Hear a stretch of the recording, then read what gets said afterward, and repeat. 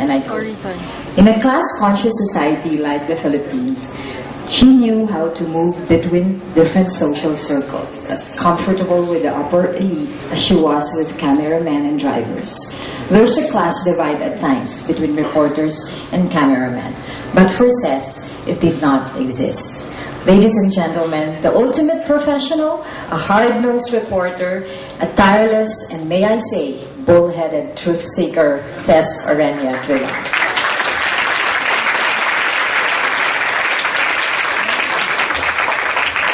Thank you, Glenda. Usually that's my task, to MC book launches. But this time, I'm speaking and I'm a bit nervous because the last time I spoke about my kidnapping, I cried. So, here goes. When I went over Maria's manuscript for the book, the memories of our abduction 4 years ago kept flooding back, and I couldn't help but shed some tears. Make that a lot of tears. The book is in part, after all, about the most difficult ordeal I had ever gone through in my life, and one of the most challenging for Maria too, as head of the crisis committee that gained freedom back for me and my team. The time was 7:46 a.m. of June 9, 2008. I called Maria from atop a mountain in Sulu, a hard and heavy lump in the pit of my belly, my voice trying to be calm, disguising the panic and regret rushing through my bloodstream, and told her, "Maria, we've been kidnapped." Every day since our release on the 10th day of our captivity is a blessing. Maria, let me take this opportunity to thank you. I don't think I really have. Yeah. Imagine, after 4 years, for bringing us back, for helping Jimmy, Angel, and me, for helping give Jimmy, Angel, and me a second lease on life. I thank you for your quick thinking, for the strategy you employed, for the empathy for our families, my sisters here and my brother, and the leadership you exerted in the crucial minutes, hours, and days of June 2008.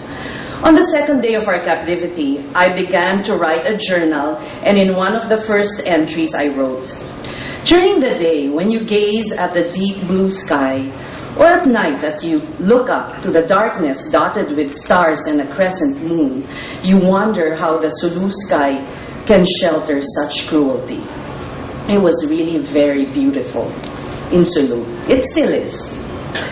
Despite our isolation, I never lost faith, and despite the strategy employed at one time by our negotiating team to make me lose hope, because I was negotiating with our kidnappers, and they were so frustrated.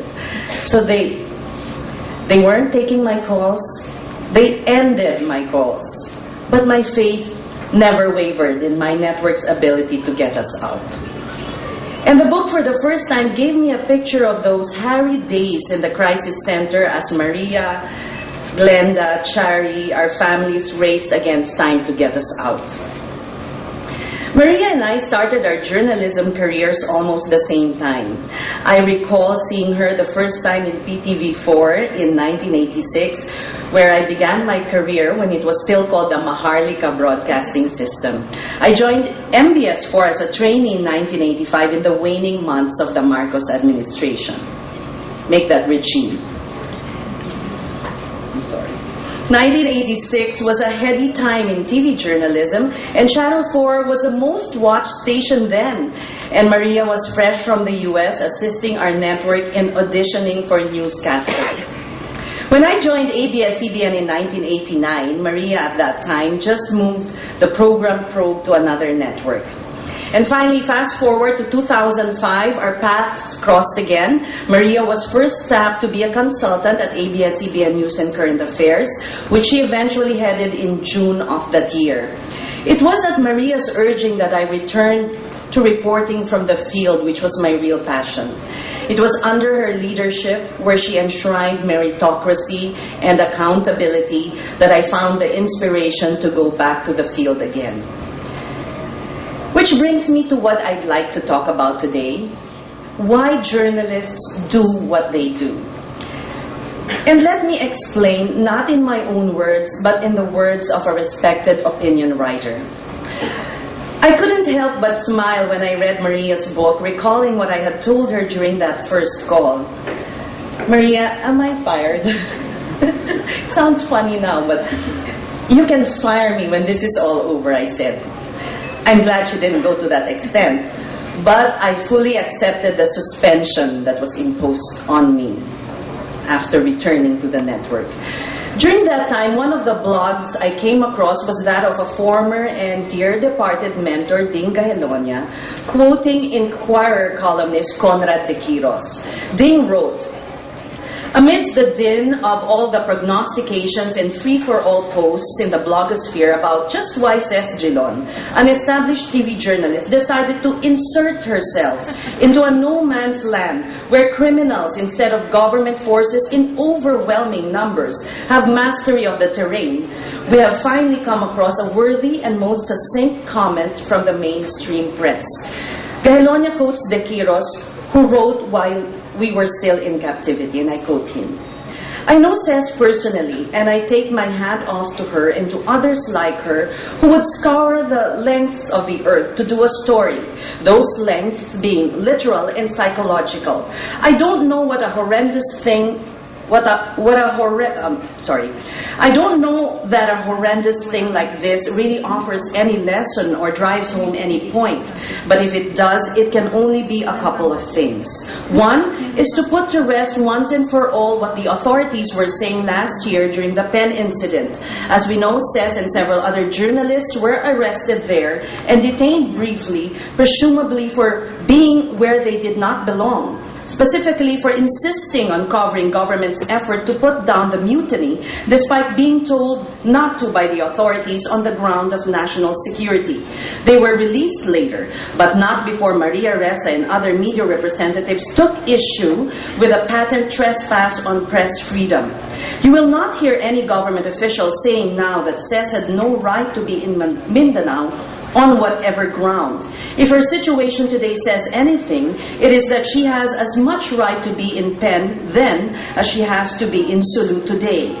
That is what journalists do, or at least journalists worth their salt. They cover events wherever they find them, whenever they find them, however they find them. Covering events knows no boundaries, no limitations, no restrictions. In a democratic country at least, or one pretending to be so, journalists may not be prevented from covering the news for any reason. They may be persuaded only to exercise discretion in covering events that pose a danger to themselves and their subjects, or they may be urged to treat sensitive and complex cases sensitively and discriminatingly. But they may not be prevented from covering them, least of all on grounds of national security. Journalists, for all that has been said of them, good and bad, provide a useful public service. They are a different species altogether in one respect, defying normal behavior as they do, which is that danger does not turn them away, it beckons to them. Whenever there's gunfire or a volcanic explosion, everyone rushes away from it. The journalist rushes toward it. The world flees from it. The journalist flies to it. Does this mean the journalist is braver than the ordinary mortal? Or indeed, does this mean that he is nuttier than the ordinary mortal? Not at all, says De Quiros, I'm still quoting him, though there's no lack of journalists to argue for either case. But for the most part, no, journalists are no braver or nuttier than you and me. They get scared too. They get horrified too. They get frightened out of their wits too. Reporters dive for cover too when things are exploding around them. Cameramen's hands shake violently too when bullets are zipping by them. Yet they plod on or soldier on despite this. What madness drives them to do so? It is no madness at all, or if it is an inspired one. He does it because he must. That is his job, that is his obligation. It is his job and duty to give the people to know. He is compelled willingly or grudgingly, enthusiastically or fearfully to cover stories, however sensitive, however dangerous. He finds at his back the devil in the form of that fundamental tenet of democracy, which says the public has the right to know. And contrary to rumor, what you don't know can hurt you. That is the service he provides, risking life and limb so that the public may know. That is the obligation he fulfills, demanding to know so that the people may know. That was June 16, 2008, when Conrado de Quiros wrote that piece of his. I never got to thank Conrad, and tonight I'd like to thank him publicly. Thank you, Conrad de Quiros, for your piece. It was a great comfort to me in the days when I was contemplating on life while serving my suspension. You know, it was also the time of the presidential elections in the US, so that was I was kind of watching very closely the election of President Obama then. But to me it was clear I had to be accountable for my actions, the way we journalists hold officials in power accountable. Maria, in her book, From Bin Laden to Facebook, has displayed, let me do that again. Maria, in her book, From Bin Laden to Facebook, has displayed qualities we journalists try to aspire for. The tenacity and perspicacity to pursue an issue, in her case, terrorism. Courage is not just about going to dangerous places to cover conflict.